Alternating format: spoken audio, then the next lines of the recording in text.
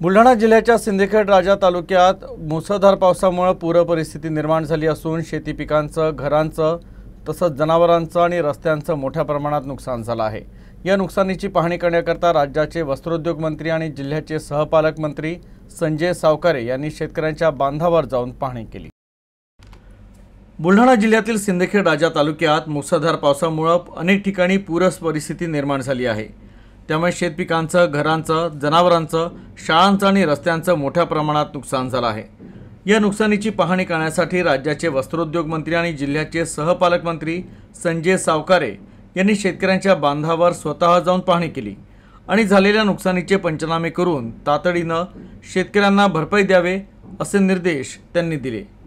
तर अतिवृष्टीग्रस्त भागातील पाहणी दरम्यान त्यांच्यासोबत आमदार मनोज कायंदे, माजी आमदार तोताराम कायंदे, माजी आमदार विजयराज शिंदे, उपविभागीय अधिकारी संजय खडसे, जिल्हा अधीक्षक कृषी अधिकारी मनोज ढगे, तहसीलदार अजित दिवटे यांच्यासह लोकप्रतिनिधी आणि शासकीय अधिकारी कर्मचारी उपस्थित होते।